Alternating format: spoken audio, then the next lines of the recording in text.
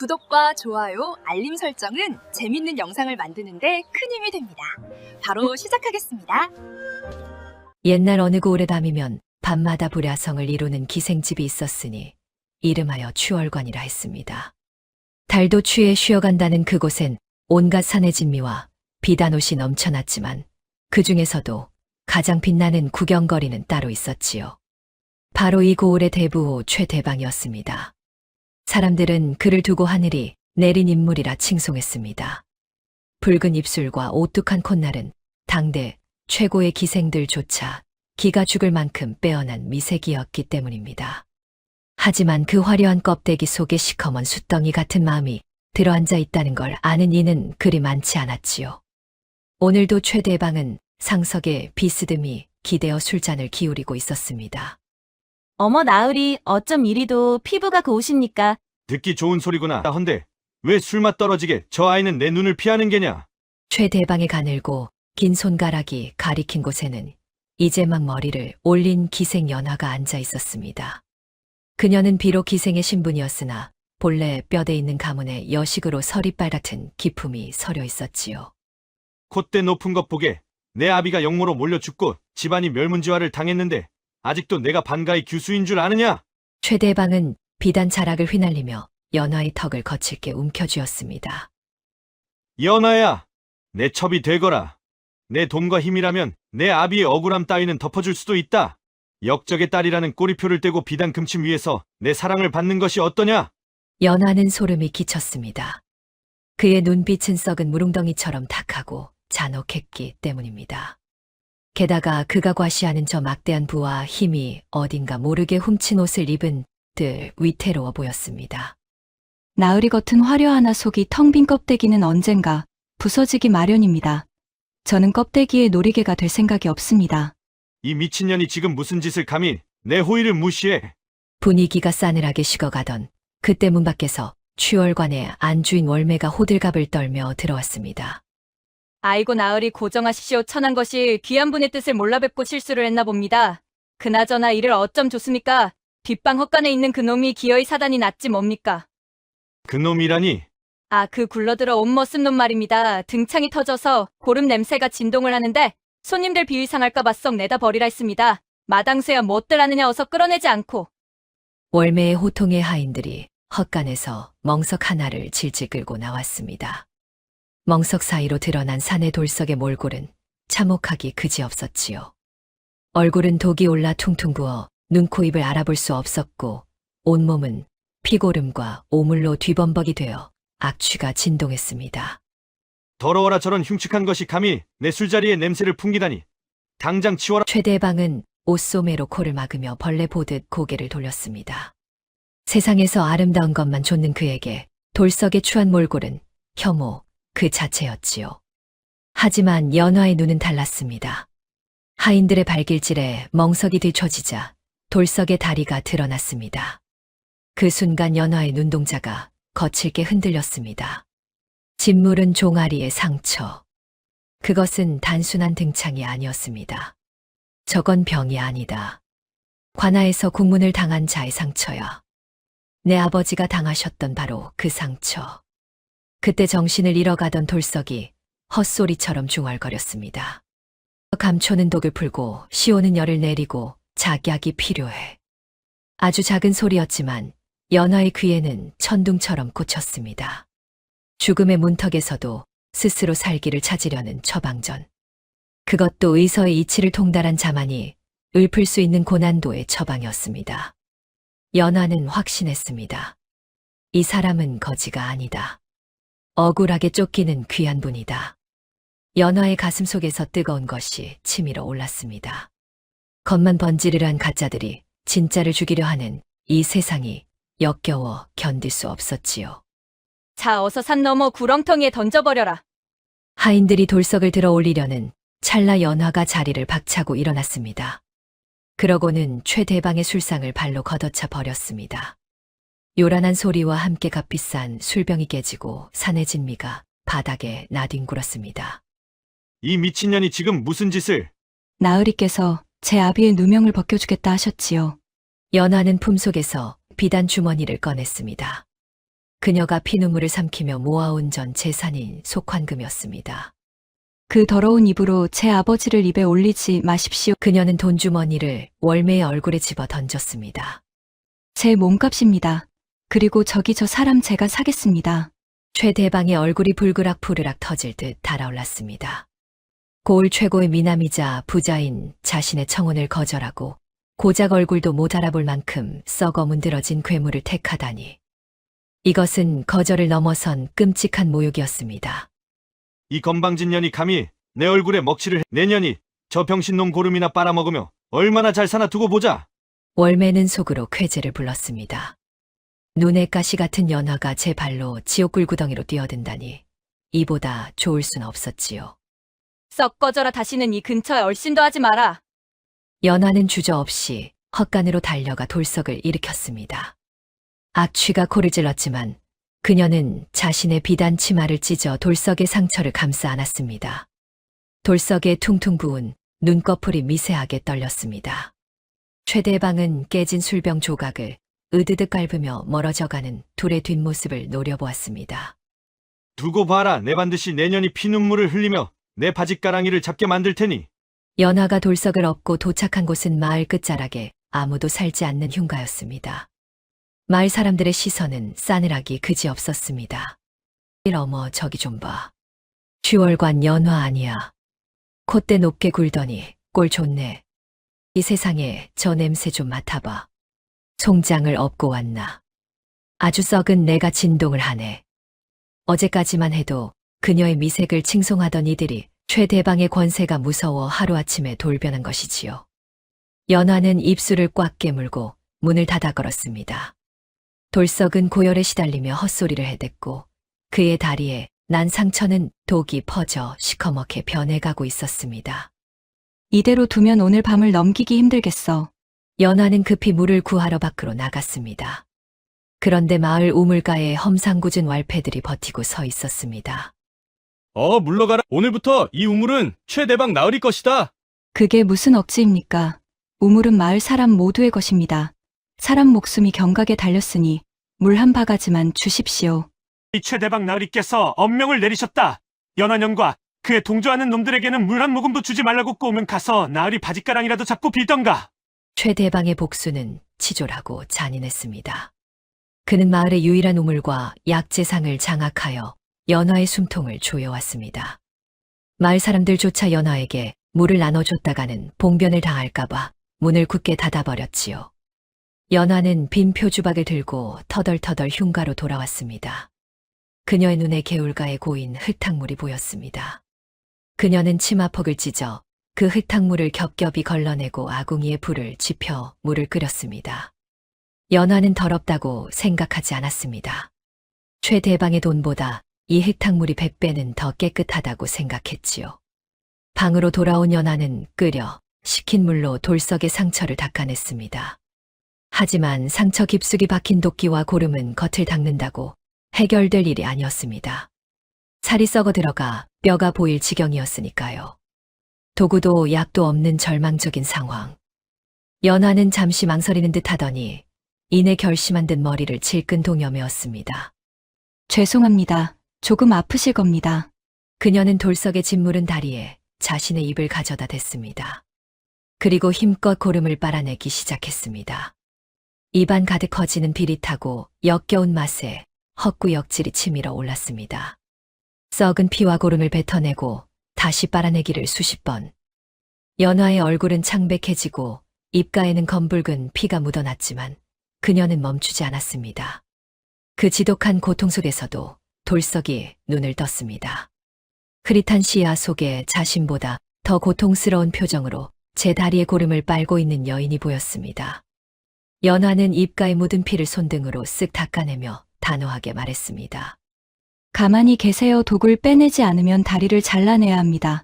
돌석의 눈에서 주르륵 눈물이 흘러내렸습니다. 10년 전 믿었던 하인에게 배신당하고 가문이 멸문지화를 당해 짐승처럼 쫓겨다니던 세월이었습니다. 누구도 그를 사람으로 보지 않았습니다. 냄새나는 거지 흉측한 괴물이라 돌을 던질 뿐이었지요. 그런데 이 여인은 기생의 몸으로 썩어가는 자신의 살을 입으로 빨아내고 있었습니다. 한참 후 검은 피가 멎고 선홍빛 피가 나오자 연화는 그제야 안도의 한숨을 내쉬었습니다. 이제 한 곱이 넘겼습니다. 썩은 냄새가 진동하는 방 아니었지만 두 사람 사이에는 기묘한 안도감이 감돌았습니다.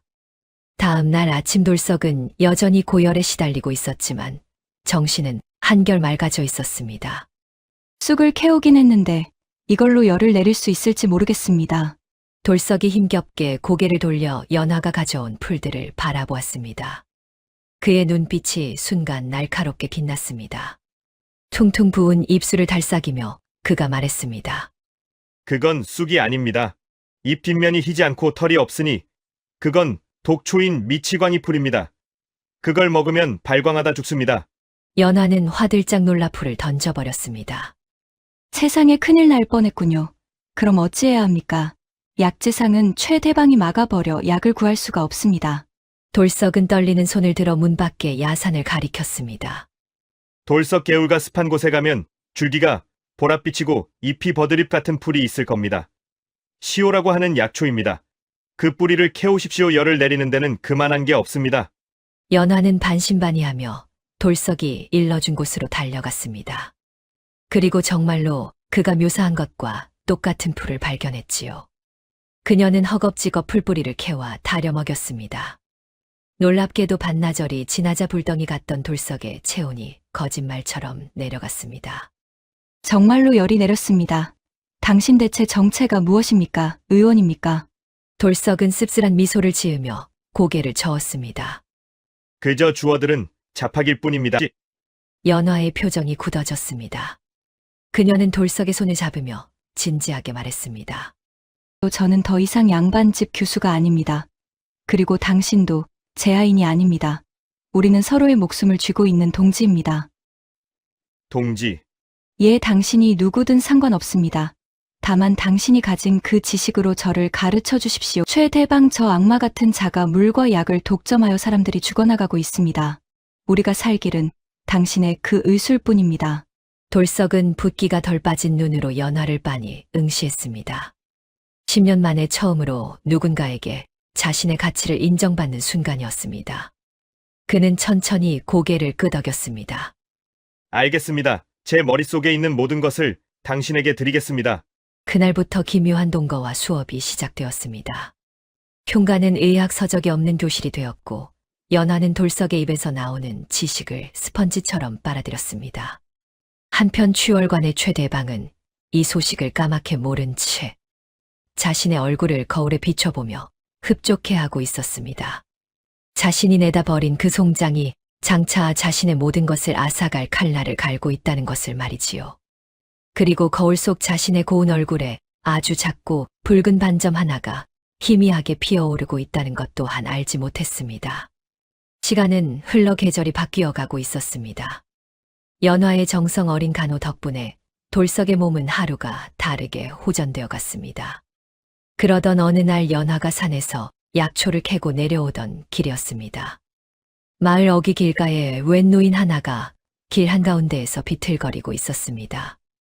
행색이 어찌나 남루한지 지나가는 개도 쳐다보지 않을 꼴이었지요. 물 좀 주시오.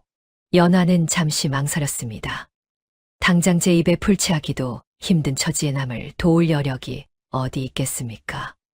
게다가 최대방이 우물을 막아 물 한 방울이 귀한 상황이었습니다. 하지만 연화는 차마 발길을 돌릴 수 없었습니다. 그녀는 자신이 마시려고 아껴둔 호리병의 물을 노인의 입에 흘려 넣어 주었습니다. 노인은 물을 급히 마시고는 한숨을 내쉬었습니다. 이제야 좀 살겠구만. 어르신 정신이 드십니까? 몸이 불덩이 같습니다. 그녀는 망설임 없이 바구니에 있던 귀한 산딸기와 주먹밥 한 덩이를 꺼내 노인에게 건넸습니다. 이것 좀 드십시오. 허허, 자네도 넉넉지 않아 보이는데 이 귀한 걸 내게 주다니 헌데 이 고을 인심이 어찌 이리 흉흉한가. 물 한 모금 얻어먹으려다 내만 맞고 쫓겨났네 그려. 최대방이라는 자가 우물과 상권을 독점하여 그렇습니다. 병든 사람이 넘쳐나는데 약재상 문을 걸어 잠그고 돈 없는 백성은 죽어가게 내버려 두고 있지요. 노인의 눈빛이 순간 날카롭게 빛났습니다. 그는 주먹밥을 우물거리며 나직이 중얼거렸습니다. 최대방이라, 내 이 밥값은 언젠가 꼭 갚겠네. 사람을 살리는 손을 가졌으니 하늘이 자네를 도울 것이야. 노인은 기묘한 말을 남기고는 지팡이를 짚고 호련히 사라졌습니다. 연화는 그저 지나가는 거리니려니 생각하고 집으로 발걸음을 재촉했지요. 하지만 그것은 훗날 태풍을 불러올 작은 씨앗이었습니다. 집에 돌아온 연화는 깜짝 놀라 그 자리에 멈춰 섰습니다. 마당 한가운데 웬 낯선 사내가 서 있었기 때문입니다. 누구십니까? 사내가 천천히 뒤를 돌아보았습니다. 연화는 들고 있던 바구니를 떨어뜨릴 뻔했습니다. 훤칠한 키에 반듯한 이마, 깊고 지적인 눈매를 가진 그 사내는 다름 아닌 돌석이었습니다. 퉁퉁 부어 터질 듯했던 도끼가 씻은 듯이 사라지고 고름딱지가 떨어진 자리에는 새살이 돋아 본래의 수려한 용모가 드러난 것입니다. 최대방의 그 그름지고 천박한 화려함과는 차원이 다른 진정한 귀티가 흘렀지요. 다녀오셨습니까? 연화는 멍하니 그를 바라보다가 더듬거렸습니다. 정말 돌석 씨가 맞습니까? 이제야 제 진짜 모습을 보여드리는군요. 그동안 숨겨서 죄송합니다.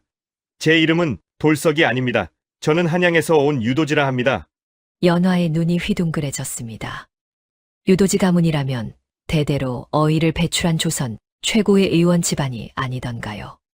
하지만 10년 전 영모에 휘말려 멸문지화를 당했다는 소문을 들은 적이 있었습니다. 예, 맞습니다. 10년 전 저희 집안은 하인의 배신으로 억울하게 역적으로 몰려 몰살당했습니다. 저는 그때 겨우 불길을 피해 도망쳐 지금까지 숨어 살아왔지요. 유도지의 주먹이 부들부들 떨렸습니다. 그의 눈에 서린 한이 어찌나 깊은지 보는 사람조차 가슴이 서늘해질 정도였습니다. 그럼 그 고문 흔적은? 관아에 끌려가 국문을 당한 것이 아닙니다. 도망치던 중추격자들에게 잡혀 사사로이 고문을 당했지요. 그들은 제게 가문의 비급인 의방 유취의 행방을 물었습니다. 헌데 연하 낭자, 제가 이 고을에 흘러들어온 것은 우연이 아닙니다. 제 집안을 팔아넘기고 불을 지르고 의서와 가문의 재산을 훔쳐 달아난 그 배신자가 바로 이곳에 있다는 소문을 듣고 왔습니다. 연화는 불길한 예감에 침을 꿀꺽 삼켰습니다. 하지만 머릿속에 떠오르는 단 하나의 얼굴이 있었습니다. 예, 지금 저 기와집에서 호의호식하고 있는 최대박 그자가 바로 10년 전 저희 집 마당을 쓸던 하인 칠성이 놈입니다. 그 증거를 찾으러 왔다가 습격을 당했죠. 연화는 다리에 힘이 풀려 주저앉고 말았습니다. 모든 퍼즐이 맞춰졌습니다. 최대방이 왜 그리도 족보에 집착했는지, 왜 그의 부와 명예가 훔친 옷처럼 어색했는지, 그는 주인의 집을 불태우고 그 재물과 신분을 훔쳐 양반 행세를 하고 있었던 것입니다. 칠성이는 제 아버님 어깨너머로 글을 좀 배웠으나 이술의 깊은 이치는 모르는 놈입니다. 그저 훔친 의서를 베껴 약을 팔고 돈으로 관아를 매수해 지금의 자리에 오른 것이지요. 저 천하의 사기꾼이 제 가문의 의서를 더럽히고 있는 꼴을 더는 두고 볼 수가 없습니다. 유도지의 눈에서 뜨거운 눈물이 흘러내렸습니다. 연화는 다가가 그의 떨리는 손을 꼭 잡았습니다. 그녀 역시 역적의 딸로 몰려 모든 것을 잃어본 아픔이 있기에 그의 분노가 남의 일 같지 않았습니다. 제가 돕겠습니다. 그자가 훔쳐간 당신의 인생 그리고 고통받는 이 마을 사람들 우리가 되찾아야 합니다. 유도지는 고개를 들어 연화를 바라보았습니다. 세상 모두가 자신을 버렸을 때 유일하게 손을 내밀어 준 여인. 그녀의 눈동자 속에 흔들리지 않는 단단한 불꽃이 타오르고 있었습니다. 고맙습니다. 정말 고맙습니다. 제 목숨이 붙어있는 한 낭자와 함께 끝까지 싸우겠습니다. 두 사람은 썩은 기둥뿐인 흉가 마루에 앉아 굳은 맹세를 나누었습니다. 밖에는 비바람이 몰아치기 시작했습니다. 그것은 곧 닥쳐올 비바람을 예고하는 듯했으나 두 사람의 맞잡은 손은 그 어느 때보다 따뜻하고 강했습니다. 한편 고을에는 흉흉한 소문이 돌기 시작했습니다. 밤마다 추월관 안채에서 짐승이 울부짖는 듯한 괴성이 들려온다는 것이었지요. 그 괴성의 주인은 다름 아닌 최대방이었습니다. 요란한 파열음과 함께 최대방의 방 안은 난장판이 되어 있었습니다. 조선 팔도의 명거울이란 거울은 모조리 깨져 바닥에 뒹굴고 있었고 비단 금침은 갈기갈기 찢겨 있었지요. 방구석에 웅크리고 앉은 최대방의 꼴은 차마 눈뜨고 볼 수 없는 지경이었습니다. 가려워 미치겠다. 그는 손톱으로 얼굴을 벅벅 긁어댔습니다.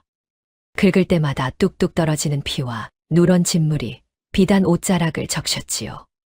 의원 놈은 아직이냐? 내 얼굴이 이 모양인데 다들 어디 처박혀 있는 거야? 문 밖에서 벌벌 떨던 하인이 기어들어 와 탕약을 올렸습니다. 최대방은 탕약 그릇을 집어 던지며 소리쳤습니다. 이따 있음 물을 먹어도 차도가 없잖아. 돌팔이 놈들 다 목을 쳐버려야 해. 최대방은 하인을 걷어차고는 장롱 깊숙한 곳에서 낡은 책 한 권을 꺼냈습니다.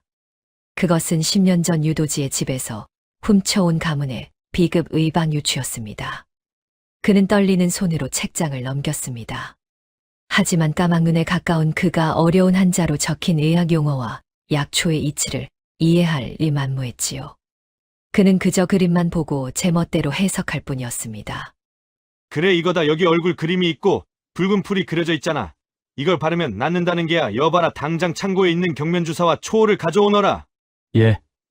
나으리 초는 독초라 함부로 쓰면 잔말 말고 가져오라지 않느냐. 내 얼굴이 썩어가는데 독이고 나발이고 가릴 처지냐. 탐욕의 눈이 먼 최대방은 치명적인 맹독성 약재들을 지시겨 얼굴에 발랐습니다. 순간 타는 듯한 고통이 얼굴을 덮쳤습니다. 독이 상처로 스며들며 화독을 더욱 구체질한 꼴이 되었습니다. 얼굴은 검붉게 부어오르고 악취는 더욱 심해졌지요. 그가 훔친 것은 책이었지 지혜가 아니었으니까요. 그때 방문이 벌컥 열리며 월매가 되어왔습니다. 월매의 얼굴을 보자 최대방은 경악했습니다. 월매의 얼굴에도 자신과 똑같은 붉은 반점이 피어올라 있었기 때문입니다. 너도 며칠 전부터 온몸이 가렵더니 이 지경이 되었습니다. 기생년들도 하나둘씩 옮기 시작해서 손님들이 다 도망가고 치열관 문을 닫게 생겼습니다요. 이게 대체 무슨 병입니까? 연한연의 저주가 아닙니까? 최대방은 뒷걸음질 쳤습니다. 자신의 병이 전염된다는 사실 그리고 자신의 추한 몰골이 남들에게 드러난다는 수치심이 그를 미치게 만들었습니다. 더러운 것들 내게 가까이 오지 마라. 꼴도 보기 싫으니 썩 꺼져. 그는 월매를 쫓아내고 문을 걸어 잠갔습니다. 거울 조각에 비친 자신의 모습은 영락없는 괴물이었습니다. 안 돼. 내가 조선 제1의 미남인데 나만 괴물이 될 순 없다고. 그의 비틀린 마음 속에서 악마 같은 생각이 피어올랐습니다. 최대방은 마당쇠를 부르고 광기 어린 눈으로 명령했습니다. 지금 당장 마을 뒷산의 맑은 샘물을 막아라. 그 물은 오직 나만 쓸 것이다. 하오나 나으리 그 샘물을 막으면 아랫마을 사람들은 식수가 끊깁니다요. 누가 아예 끊는다고 했느냐. 내가 씻고 난 물 내 고름을 닦아낸 이 물을 흘려보내란 말이다. 예? 나으리 그건 잔말 마라. 그리고 마을에 방을 붙여라. 이 병은 전염병이니 아무도 집 밖으로 나오지 말라고. 특히 약재상 놈들에게 일러서 해열제나 피부약은 일절 팔지 못하게 해라. 내 허락 없이는 풀뿌리 하나도 거래할 수 없다. 마당쇠는 주인이나 미친 짓이라 생각했으나 목이 달아날까 두려워 따를 수밖에 없었습니다. 그날부터 마을에는 지옥이 펼쳐졌습니다. 맑았던 개울물은 최대방의 집에서 흘러나온 시커먼 옷으로 변해버렸습니다. 영문도 모르는 마을 사람들은 그 물을 길어 마시고 밥을 지어 먹었지요. 얼마 지나지 않아 마을 곳곳에서 곡소리가 터져 나왔습니다. 아이들은 온몸에 열꽃이 피어 울부짖었고 노인들은 피부가 짓물러 자리에 눕게 되었습니다. 아이고, 우리 개똥이 얼굴 좀 봐. 이게 무슨 병이야? 우리 물에서 썩은 내가 나네. 이 약방에 갔더니 약이 없대. 최대방은 높은 누각에 올라 그 광경을 내려다보며 킬킬거렸습니다. 그래 긁어라. 더 세게 긁어. 나만 괴물이 될 순 없지. 너희들도 다 썩어 문드러져야 공평하지 않겠느냐. 자신의 불행을 타인에게 전가하며 위안을 얻는 짐승만도 못한 악귀의 모습이었습니다. 하지만 그는 몰랐습니다.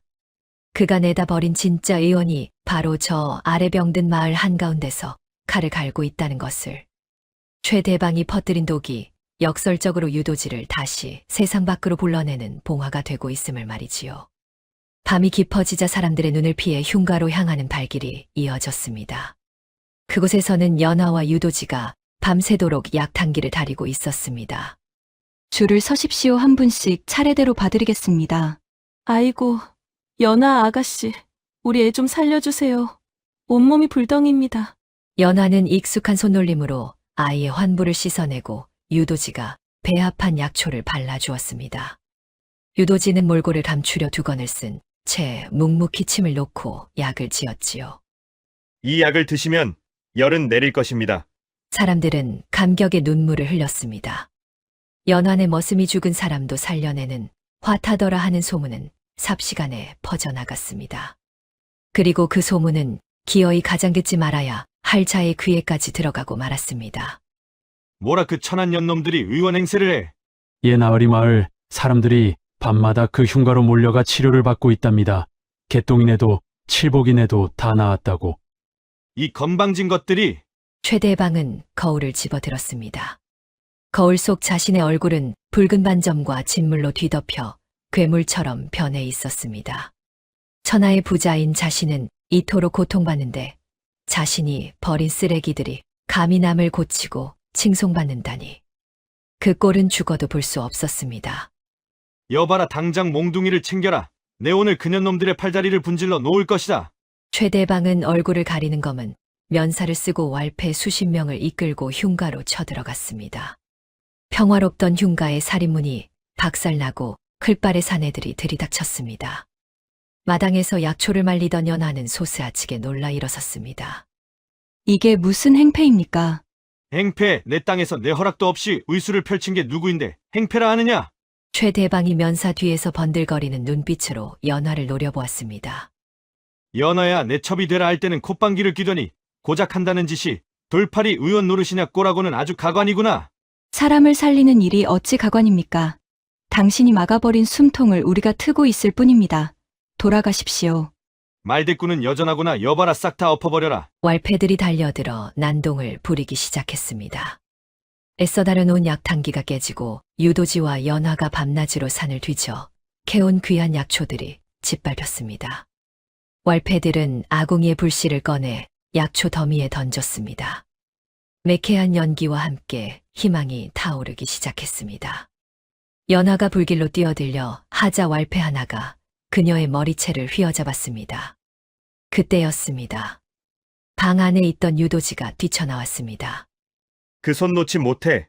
유도지는 망설임 없이 왈패에게 몸을 날렸습니다. 10년 도망자 생활로 단련된 몸놀림이었으나 수적 열세를 당해낼 수는 없었습니다. 왈패들의 몽둥이가 비 오듯 그의 등에 쏟아졌습니다. 연하 낭자, 피하시오. 그는 피를 토하면서도 연하를 감싸 안고 웅크렸습니다. 몽둥이 찜질이 이어질수록 그의 옷은 붉게 물들었지만 그는 비명 한 번 지르지 않고 연하를 지켜냈습니다. 그 모습을 지켜보던 최대방이 손을 들어 제지했습니다. 잠깐! 최대방은 천천히 유도지에게 다가갔습니다. 그리고 발로 그의 얼굴을 툭 걷어차 고개를 들게 했지요. 유도지의 얼굴은 피투성이가 되어 있었지만 그 눈빛만은 형형하게 살아 최대방을 쏘아보고 있었습니다. 순간 최대방의 미간이 찌푸려졌습니다. 너 어디서 본 놈 같은데? 10년 전 자신이 모시던 도련님. 불길 속에 갇혀 죽었다고 믿었던 그 얼굴. 유도지의 붓기가 빠지고 본래의 이목구비가 드러나자 최대방은 기시감을 느낀 것입니다. 유도지의 심장이 쿵 내려앉았습니다. 지금 정체가 들통나면 개죽음 뿐이었습니다. 그는 짐짓 눈을 깔며 거친 숨을 몰아쉬었습니다. 쳇, 그럴 리가 없지. 그 샌님은 10년 전에 숫덩이가 되었는데 어디서 굴러먹던 개뼈다귀가 눈빛만 살아가지고는 기분 나쁜 놈이다. 더 밟아라. 최대방이 돌아설 때였습니다. 유도지의 눈에 최대방의 허리춤에서 달랑거리는 무언가가 들어왔습니다. 그것은 붉은 술이 달린 옥으로 된 놀이개. 바로 유도지의 아버지가 생전에 아끼던 가문의 문장이 새겨진 인장이었습니다. 저것은 아버님의 인장. 저놈이 저걸 차고 있다니. 의심이 확신이 되는 순간이었습니다. 눈앞의 저자가 자신의 집안을 멸망시킨 배신자, 칠성이라는 것이. 유도지는 분노로 온몸이 떨렸지만 이를 악물고 참아냈습니다. 지금은 때가 아니었습니다. 저 인장이야말로 훗날 저놈의 목을 칠 결정적인 증거가 될 테니까요. 최대방과 왈패들이 휩쓸고 지나간 자리는 처참했습니다. 약초는 다 타버렸고 집기들은 박살이 났습니다. 연화는 피투성이가 된 유도지를 부여잡고 오열했습니다.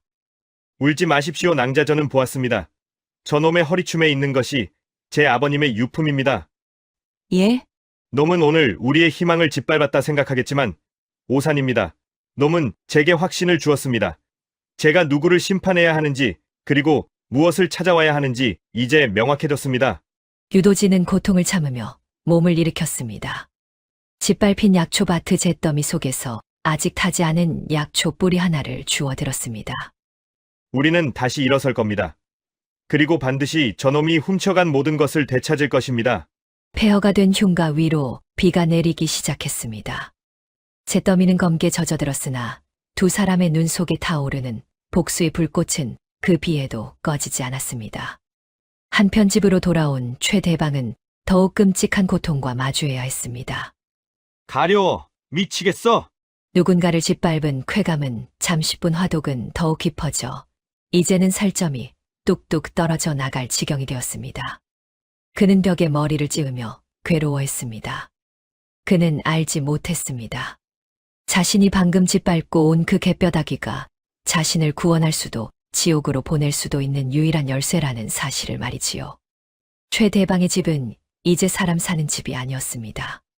밤낮으로 들려오는 비명과 신음 그리고 코를 찌르는 송장 썩는 냄새 때문에 하인들조차 코를 막고 도망칠 지경이었지요. 방구석에 처박힌 최대방은 짐승처럼 울부짖었습니다. 거울 속의 그는 이제 사람의 형상이 아니었습니다. 그는 벽을 긁으며 중얼거렸습니다. 돈이 썩어나게 많으면 뭐해. 내가 죽는데, 내가 죽어가는데. 그때 그의 뇌리에 번개처럼 스치는 기억이 있었습니다. 며칠 전 짓밟고 온 흉가 그리고 그곳에서 사람들이 치료받고 나갔다는 소문. 그래, 연하. 그년이 용하다고 했어. 그년이 내 병을 고칠지도 몰라. 지푸라기라도 잡고 싶은 심정이 된 최대방은 당장 하인들을 불렀습니다. 여봐라. 당장 가서 연하년을 끌고 오너라. 반항하면 기절을 시켜서라도 잡아와. 내 병을 고치지 못하면 그년의 목을 칠 것이다. 한편 폐허가 된 흉가에서는 연화가 피투성이가 된 유도지를 간호하고 있었습니다. 유도지는 왈패들에게 당한 매질로 온몸에 멍이 들고 열이 펄펄 끓었지만 정신만은 또렷했지요. 그때였습니다. 밖에서 거친 발소리가 들리더니 문짝이 떨어져 나갔습니다. 최대방의 사병들이 들이닥친 것입니다. 사병들은 다짜고짜 연화의 팔을 낚아챘습니다. 유도지가 비틀거리는 몸을 일으켜 막으려 했으나 사병이 그를 발로 걷어차 구석으로 밀쳐버렸습니다. 연화는 비명을 지르며 질질 끌려갔습니다. 유도지는 바닥을 기어가며 손을 뻗었으나 멀어지는 연화의 치맛자락을 잡기엔 역부족이었습니다. 잠시 후 연화는 최대방의 방으로 내동댕이 쳐졌습니다. 방 안을 가득 채운 역겨운 악취의 그녀는 헛구역질을 할 뻔했으나 이를 악물고 고개를 들었습니다. 어둠 속에서 괴물 같은 형상이 꿈틀거렸습니다. 왔느냐? 최대방이 얼굴을 가린 면사를 걷어 올리자 연화는 숨을 들이켰습니다. 그토록 아름답던 얼굴은 온데간데 없고 살점이 녹아내린 흉측한 괴물이 그녀를 노려보고 있었기 때문입니다. 내 꼴이 우스우냐? 그래, 실컷 비웃어라. 허나 내 목숨은 내 손에 달려있다. 내가 용한 의술을 부린다지 당장 나를 고쳐라. 고치지 못하면. 최대방은 화로에 달궈진 시뻘건 인두를 들어보였습니다. 지익 소리와 함께 섬뜩한 열기가 피어올랐습니다. 내 아비가 당했던 것처럼 내년에 그 고운 얼굴을 이 인두로 지져주마. 똑같이 괴물이 되어 죽는 것도 나쁘지 않겠지? 공포가 엄습했지만 연화는 물러서지 않았습니다. 그녀는 똑바로 최대방을 응시하며 차갑게 말했습니다. 죽이십시오. 어차피 당신 같은 괴물의 손에 중나병으로 죽나 매한가지입니다. 뭐라, 이 독한 년이. 허나 하나만 알려드리지요. 당신의 병은 제가 고칠 수 없습니다. 거짓말 마라. 마을 사람들을 고쳤다지 않느냐? 저는 그저 약을 바르고 수발을 든 것뿐입니다. 진짜 의원은 당신이 며칠 전 짓밟고 침을 뱉은 그 흉가의 사내입니다. 최대방의 손이 멈칫했습니다. 그 거지 같은 놈 말이냐? 예, 그분만이 당신의 썩어가는 살을 도려내고 독을 뺄 비법을 알고 계십니다. 저를 죽이면 당신도 죽습니다. 허나 그분을 모셔온다면 살 길이 열릴지도 모르지요. 연화는 목숨을 건 도박을 걸었습니다. 자신이 시간을 버는 사이 유도지가 반드시 올 것이라 믿었기 때문입니다. 최대방은 인두를 든 손을 부들부들 떨더니 이내 바닥에 집어 던졌습니다. 좋다, 그놈을 데려와라. 만약 그놈도 못 고친다면 듣땐 둘 다 한 구덩이에 묻어주마. 여봐라, 그놈을 잡아와. 한편 텅 빈 흉가에 홀로 남겨진 유도지는 피 섞인 침을 뱉으며 몸을 일으켰습니다. 그는 뒤틀거리며 부엌 아궁이 밑을 파헤치기 시작했습니다. 10년 전 불타는 집에서 도망칠 때 챙겨 나온 유일한 물건. 그동안 자신이 누구인지조차 잊고 살기 위해 깊숙이 묻어두었던 물건이었습니다. 그가 흙투성이가 된 낡은 함을 꺼내 열자 달빛 아래 번쩍이는 것이 드러났습니다. 그것은 은으로 만든 침통이었습니다. 조선 최고의 명이었던 아버지가 쓰시던 사람을 살리기도 하고 죽이기도 한다는 전설의 은침. 유도지는 떨리는 손으로 침통을 어루만졌습니다. 그리고 다짐했습니다. 유도지는 품속에서 또 하나의 물건을 꺼냈습니다. 그것은 불에 그을려 반쯤 녹아내린 호패였습니다. 희미하게 남은 글자 유도지. 그는 호패를 꽉 쥐었습니다. 밤하늘에는 먹구름이 끼고 천둥이 치고 있었으나 그의 눈빛은 번개보다 더 날카롭게 빛나고 있었습니다. 기다리시오, 낭자. 내 반드시 당신을 구해내고 놈의 가면을 벗겨버릴 것이오. 호랑이 굴을 향해 걸어가는 그의 그림자가 비장하게 길게 늘어졌습니다. 밤하늘을 찢을 듯한 천둥 소리와 함께 억수 같은 비가 쏟아졌습니다. 최대방의 집 대문 앞 번쩍이는 번개, 빛을 등지고 한 사내가 나타났습니다. 대문을 지키던 왈패들이 낄낄거리며 앞을 막아섰습니다. 길을 비켜라. 너희 주인의 목숨을 살리러 왔다. 안 비키면 너희 주인은 오늘 밤을 넘기지 못하고 썩어 문드러져 죽을 것이다. 그 책임을 너희가 지겠느냐? 그 목소리가 어찌나 서늘하고 단호한지 왈패들은 저도 모르게 뒷걸음질을 쳤습니다. 결국 그들은 주춤주춤 길을 터주었고 유도지는 당당하게 호랑이 굴로 걸어 들어갔습니다. 안채로 들어서자 역겨운 악취가 진동했습니다. 유도지는 망설임 없이 방문을 벌컥 열었습니다. 방 안에는 공포에 질린 연화가 구석에 몰려 있었고 그 앞에는 괴물처럼 변한 최대방이 인두를 들고 씩씩거리고 있었습니다. 그 인두를 내려놓으시오. 최대방이 고개를 돌려 유도지를 보더니 기가 막히다는 듯 헛웃음을 터뜨렸습니다. 며칠 전 그 의원 흉내 내던 거지 놈 아니냐? 내 놈이 제 발로 죽으러 왔구나. 유도지는 묵묵히 연화에게 다가갔습니다. 연화는 유도지를 보자 안도감에 눈물을 글썽였습니다. 의원님, 늦어서 미안합니다, 낭자. 그는 연화를 안심시킨 뒤 천천히 최대방을 향해 돌아섰습니다. 그리고 그의 썩어가는 얼굴을 빤히 응시했습니다. 꼬리참으로 가관이군 화독이 골수까지 파고들었어. 뭐라? 내 놈이 뭘 안다고 짓거려? 욕심이 과하면 화가 되고 남의 것을 탐하면 독이 되는 법. 자네 병은 몸이 아니라 그 더러운 마음에서 비롯된 것이야. 최대방의 눈썹이 꿈틀했습니다. 감히 천한 것이 자신에게 훈계를 하다니. 그는 하인들을 부르려 했습니다. 하지만 유도지의 다음 한마디가 그의 입을 얼어붙게 만들었지요. 칠성아. 정적이 흘렀습니다. 빗소리마저 멈춘 듯한 고요함. 최대방의 눈동자가 지진이라도 난 듯 흔들렸습니다. 칠성. 그것은 그가 10년 전 제 손으로 지워버린 자신의 진짜 이름 노비 시절의 이름이었습니다. 주인의 집에 불을 지르고 의서와 재물을 훔쳐 달아나니 좋더냐? 훔친 옷을 입고 양반 행세를 하니 천한 피가 씻겨지더냐? 최대방은 뒷걸음질 치다 주저앉았습니다. 눈앞에 이 사내 며칠 전까지만 해도 짓밟아버린 병든 거지가 설마. 유도지. 그래. 내 놈이 불길 속에 가둬 죽이려 했던 유도지다. 10년 동안 내 놈을 잊은 적이 없다. 최대방의 얼굴이 공포로 하얗게 질렸습니다. 죽은 줄 알았던 주인이 자신이 훔친 인생의 진짜 주인이 살아서 돌아온 것입니다. 살려주십시오. 아니, 이건 꿈이야. 꿈이 아니다. 내 놈 허리춤에 매달린 그 인장 우리 아버님께서 쓰시던 것이다. 당장 풀어라. 유도지의 호통에 최대방은 허겁지겁 인장을 풀어 바닥에 던졌습니다. 그는 바닥을 기며 유도지의 발목을 잡았습니다. 그는 비굴하기 짝이 없었습니다. 조금 전까지 연화를 고문하려던 위세는 온데간데 없고 살려달라며 콧물을 흘리는 꼴이 추하기 그지없었지요. 유도지는 차갑게 그를 내려다보며 품속에서 종이 한 장을 꺼냈습니다. 살고 싶으냐 그렇다면 이 각서에 수결을 해라. 첫째, 내전 재산의 절반을 마을 사람들에게 환원하여 그간의 피해를 보상한다. 둘째, 내가 불법으로 사들인 모든 노비 문서를 불태운다. 셋째, 다시는 연화 낭자와 마을 사람들을 괴롭히지 않는다. 최대방은 눈앞이 캄캄해졌습니다. 전 재산의 절반이라니 피 같은 돈이었습니다. 하지만 당장 얼굴이 타들어가는 고통과 눈앞에 저승사자 같은 유도지의 기세에 눌려 다른 생각을 할 겨를이 없었습니다. 최대방은 생각했습니다. 그래, 일단 살고 보자. 병만 나으면 이놈들을 쥐도 새도 모르게 죽여버리고 각서를 없애면 그만이다. 최대방의 머릿속에 교활한 계산이 스쳤습니다. 하겠습니다. 도장 찍겠습니다. 최대방은 떨리는 손으로 인주를 묻혀 각서에 쾅하고 손도장을 찍었습니다. 유도지는 그 각서를 받아 들고 연화에게 건넸습니다. 낭자, 이것을 잘 보관하시오. 의원님, 정말 이자를 치료해 주실 겁니까? 연화는 불안한 눈빛으로 물었습니다. 유도지는 낡은 침통을 열며 나직이 말했습니다.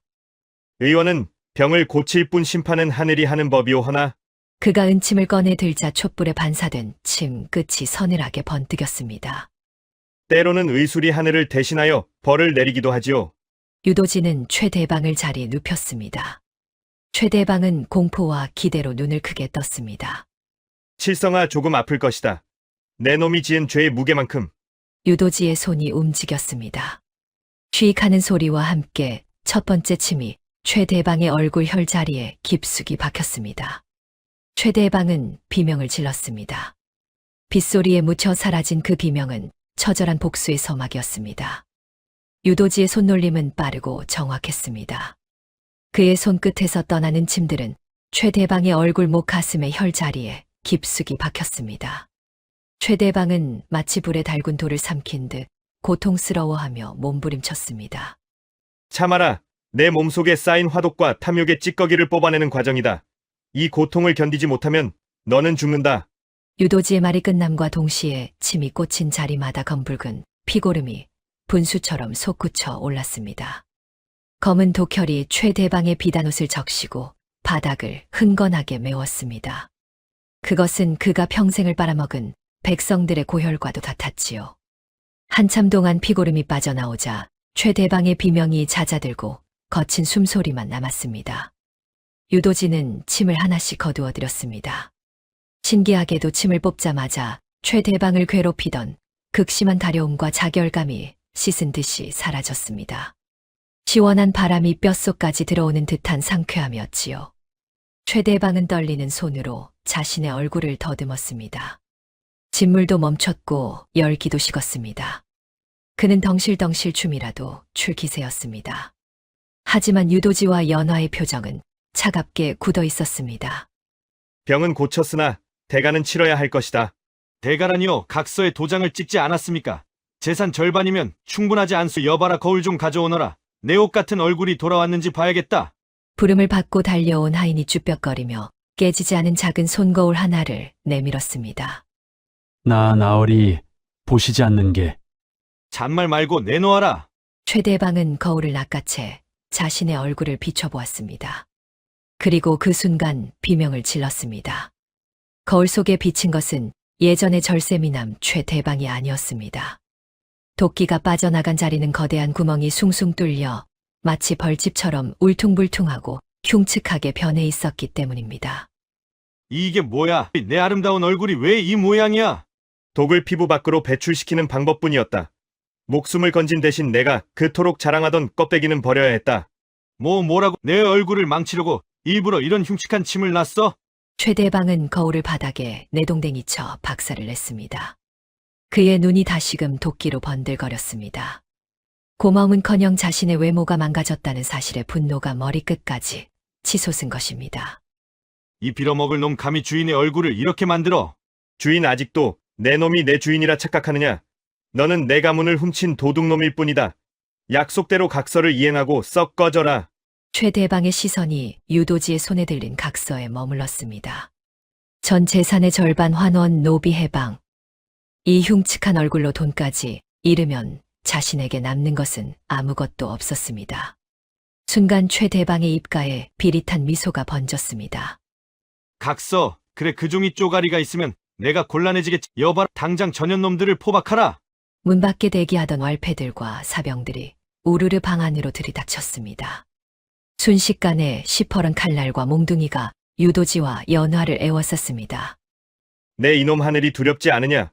목숨을 살려주었더니 배은망덕하게 칼을 겨누어.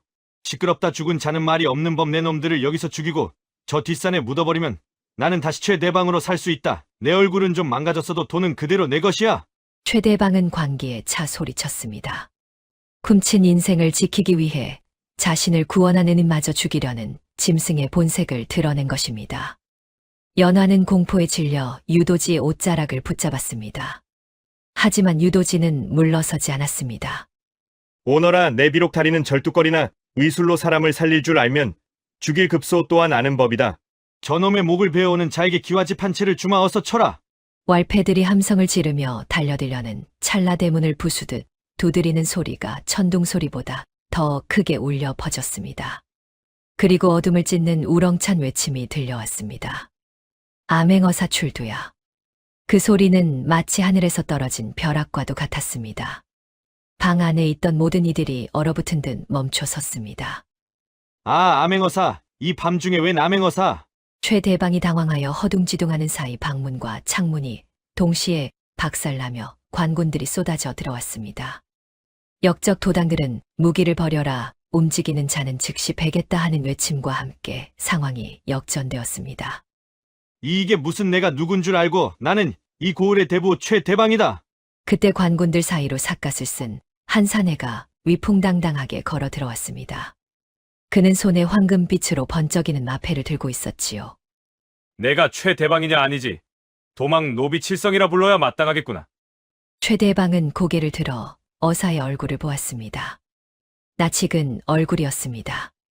그는 며칠 전 마을 어귀에서 구걸하던 그 떠돌이 노인의 아들이자 연화가 구해준 그 노인이 변장했던 모습과 묘하게 닮아 있었습니다. 어사는 삿갓을 벗으며 차갑게 웃었습니다. 내 아버님께서 말씀하시더구나. 이 고을에 사람을 살리는 참된 의원과 사람을 죽이는 악귀가 함께 살고 있다고. 네, 그 악귀를 잡으러 왔다. 유도지와 연화는 서로를 마주보며 안도의 한숨을 내쉬었습니다. 하늘은 스스로 돕는 자를 돕는다 했던가요? 그들이 베푼 작은 선행이 돌고 돌아 절체절명의 순간에 그들을 구하러 온 것입니다. 여봐라, 저 대역죄인 칠성이를 당장 형틀에 묶어라. 내 날이 밝는 대로 그 죄상을 낱낱이 밝혀 엄벌에 처할 것이야. 아, 안 돼. 나는 양반이다. 나는 양반 최대방이란 말이다. 최대방은 발버둥 쳤으나 포졸들의 몽둥이에 얻어맞고 질질 끌려 나갔습니다. 곤보가 된 그의 얼굴이 진흙탕에 처박혔습니다. 방 안에는 유도지와 연화 그리고 암행어사만이 남았습니다. 유도지는 털썩 무릎을 꿇으며 어사에게 예를 갖추었습니다. 나으리 죽을 목숨을 살려주셔서 감사합니다. 일어나시게 유의원, 자네의 아버님이 어릴 적에 내 아버님을 살렸었네. 내가 자네를 살리는 것은 당연한 이치네. 그리고 얼마 전에 아버님께서 최대방이란 자를 조사해보라는 말씀을 하셨는데 그것을 계기로 이렇게 자네를 살릴 수 있게 되었네. 어사는 품속에서 두루마리 하나를 꺼내 유도지에게 건넸습니다.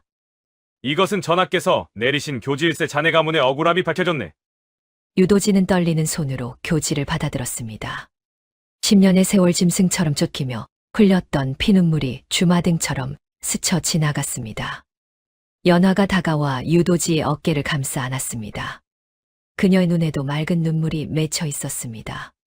폭우가 그치고 구름 사이로 서서히 달빛이 비치기 시작했습니다. 긴 어둠이 끝나고 새벽이 오고 있었습니다. 다음 날 아침 비바람이 거친 관아의 마당에는 따사로운 햇살이 내리쬐고 있었습니다. 하지만 그 햇살 아래 무릎 꿇린 죄인 칠성에게는 그 빛이 저승사자의 눈빛보다 더 뜨겁고 두려웠지요. 마당에는 소문을 듣고 달려온 고을 백성들로 발 디딜 틈이 없었습니다. 그들은 포승줄에 묶인 칠성의 얼굴을 보고 수군거렸습니다. 저기 봐. 얼굴이 왜 저래. 곰보네 곰보. 괴물 딱지가 앉았어. 우리까지 그렇게 만들려다가 혼자만 저렇게 됐군. 아이고 꼴 좋다. 칠성은 고개를 푹 숙인 채 부들부들 떨었습니다. 재산을 잃는 것보다 자신이 그토록 혐오하던 추한 몰골로 사람들 앞에 전시되는 것이 더 죽기보다 싫었기 때문입니다. 동원마루에는 암행어사가 추상 같은 표정으로 앉아 있었고 그 옆에는 관복을 갖춰 입지는 않았으나 기품이 넘치는 유도지와 연화가 서 있었습니다. 죄인 칠성이는 고개를 들라. 칠성이 억지로 고개를 들자 좌중에서 비명이 터져 나왔습니다. 곰보 자국으로 뒤덮인 그의 얼굴은 악귀나 다름없었으니까요. 내 이놈 천한 노비의 신분으로 주인의 집에 불을 지르고 가문의 재산과 의서를 훔쳐 달아나 양반 행세를 했다지. 그 죄가 하늘을 찌르고 땅을 가르는데 할 말이 있느냐? 억울합니다. 저는 정당하게 족보를 샀습니다. 저 옆에 있는 놈이 모함하는 것입니다. 제가 최대방입니다. 이것을 보고도 그런 거짓말이 나오느냐? 그것은 칠성의 허리춤에서 나온 유도지 가문의 인장이었습니다. 이 인장은 내 아버님께서 쓰시던 것이다. 내 놈이 훔쳐간 폐물함 속에 있었겠지. 그리고 내 놈이 훔친 의서 의방유치 셋째 권 15장에는 내 아버님이 남기신 친필 메모가 있다. 백성을 긍휼히 여겨라. 그를 모르는 내 놈이 그 뜻을 알 리가 있겠느냐? 칠성은 입을 뻐끔거렸으나 아무 말도 할 수 없었습니다. 그를 몰라 그림만 보고 독초를 얼굴에 발랐던 자신의 무식이 탄로난 것입니다. 더 이상 들을 가치도 없다. 여봐라, 저놈의 비단옷을 벗겨라. 포졸들이 달려들어 칠성의 화려한 도포를 찢어 발겼습니다. 비단옷이 벗겨지자 그 안에는 10년 전 훔친 인생으로 살찌운 탐욕스런 몸뚱어리만 남았습니다. 너는 오늘부로 양반 최대방이 아니라 너는 도망 노비 칠성이다. 내 놈이 가진 모든 재산은 몰수하여 원주인인 유도지에게 돌려주고 일부는 내 놈이 병들게 한 마을 사람들의 치료비로 쓸 것이야. 백성들의 함성이 관할을 뒤흔들었습니다. 칠성은 바닥을 치며 통곡했습니다. 안 돼, 내 돈, 내 땅 내가 어떻게 모은 건데? 듣거라, 죄인 칠성은 곤장 50대를 치고 그 신분을 가장 천한 관노비로 강등시킨다. 허나 유도지 의원의 간청으로 목숨만은 살려주기로 했다. 다 살려준다고? 칠성의 눈이 희망으로 반짝였습니다.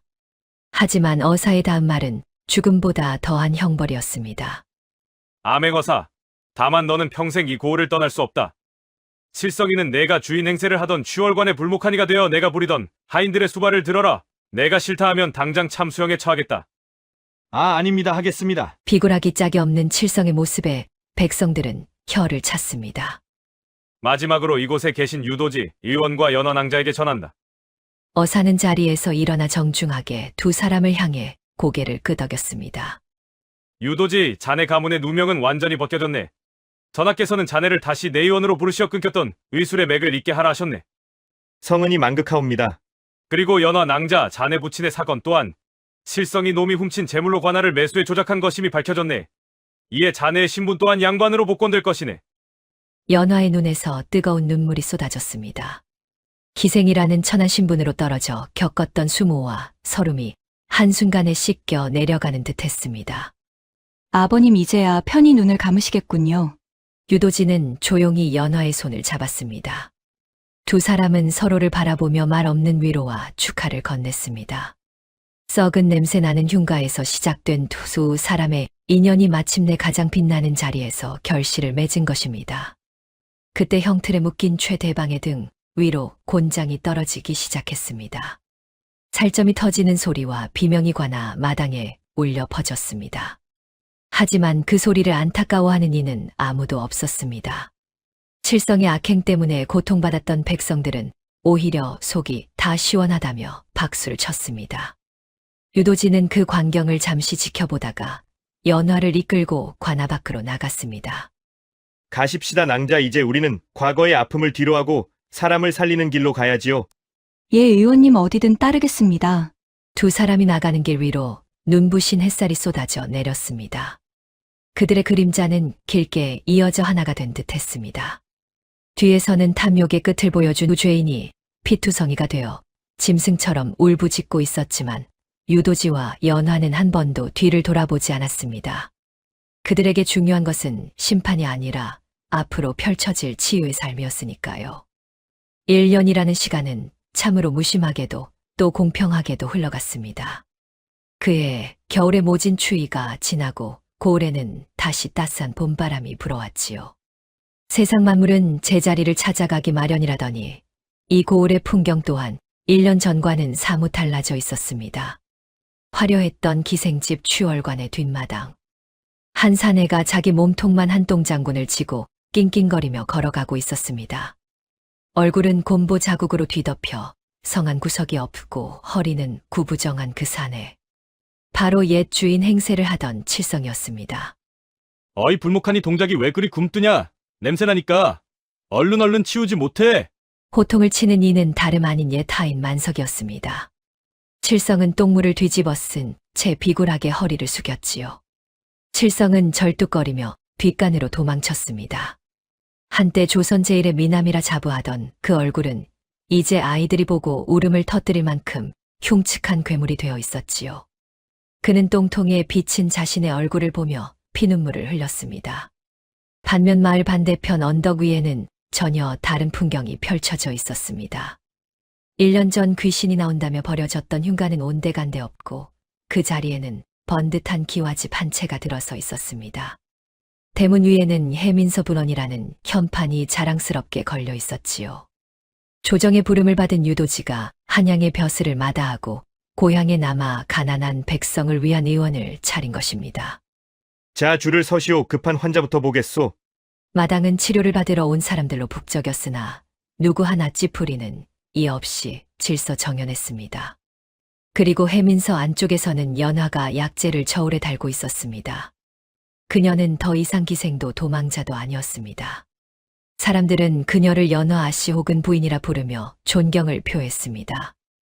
1년 전 송장을 얻고 나왔다고 손가락질하던 그들이 이제는 그녀를 마을의 어머니처럼 따르고 있었지요. 진료가 얼추 끝난 늦은 오후 유도지와 연화는 잠시 마루에 걸터 앉아 땀을 식혔습니다. 힘들지 않으시오. 아닙니다. 지난 세월 쫓기고 숨어 살던 때에 비하면 지금은 꿈만 같습니다. 의원님께서 제 곁에 계시고 이렇게 사람들을 도울 수 있으니 더 바랄 것이 없습니다. 유도지는 연화의 손을 지그시 잡았습니다. 낭자가 없었다면 나는 아직도 병든 머슴 돌석으로 살다 죽었을 것이오. 낭자가 나의 껍데기가 아닌 그 안의 생명을 봐주었기에 내가 다시 태어날 수 있었소. 저 또한 마찬가지입니다. 의원님이 아니었다면 저는 세상에 대한 원망만 품고 살았을 것입니다. 두 사람은 서로를 바라보며 깊은 신뢰의 눈빛을 교환했습니다. 굳이 사랑한다는 말이나 화려한 혼례가 없어도 두 사람의 마음은 이미 하나로 묶여 있었으니까요. 유도지와 연화는 자리에서 일어나 지는 해를 바라보았습니다. 세상 사람들은 그 후로도 오랫동안 그들의 이야기를 전했습니다. 눈에 보이는 화려한 껍데기는 한순간의 꿈처럼 사라지지만 사람을 귀히 여기는 진심과 덕은 영원히 썩지 않는 향기가 되어 세상을 채운다고 말이지요. 지금 여러분의 곁에도 겉모습은 초라하나 그 속에 보석을 품은 이가 있을지 모릅니다. 부디 그 진가를 알아보는 지혜로운 눈을 가지시길 바라며 오늘 이야기는 여기서 마칩니다. 오늘도 끝까지 영상을 시청해 주셔서 감사합니다.